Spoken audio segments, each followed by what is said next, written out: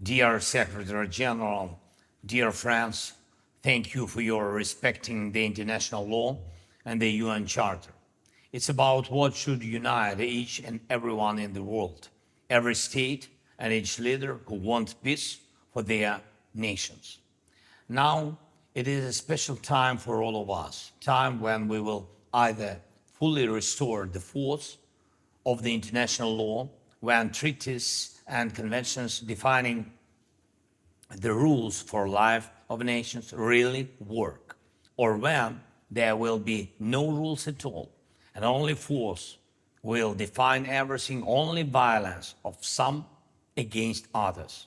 It may seem to those who are far from the flames of war and don't hear air alarms or artillery strikes that the threat is overblown.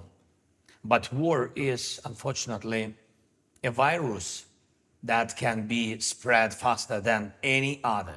Chaos that war provokes in one part of the world can cause such waves of instability that they will go around the whole planet more than once or twice, and the price of that may be frightening.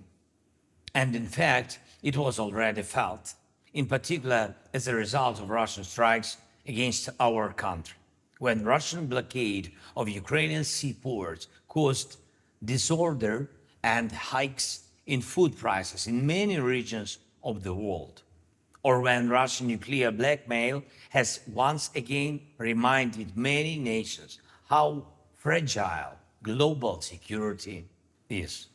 There is no region in the world for which the rules that Russian aggression is breaking would be unimportant.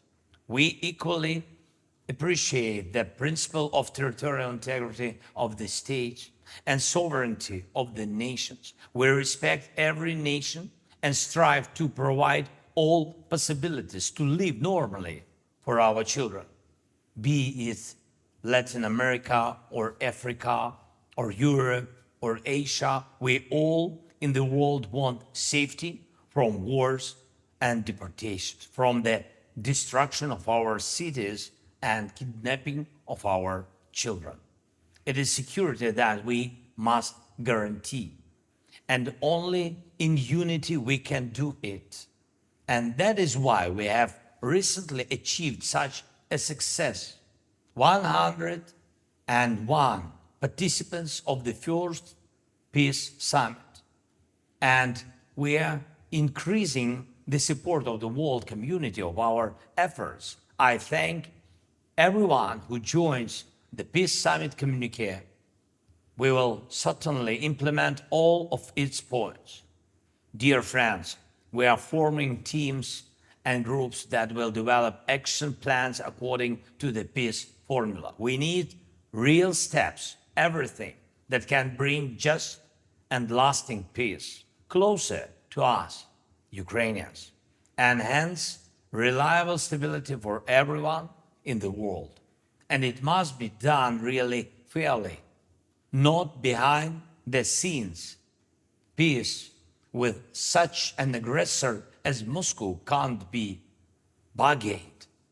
Like any other gangster, Kremlin will want more, but even Russia can be forced to peace and recognition of all principles and purposes of the UN Charter.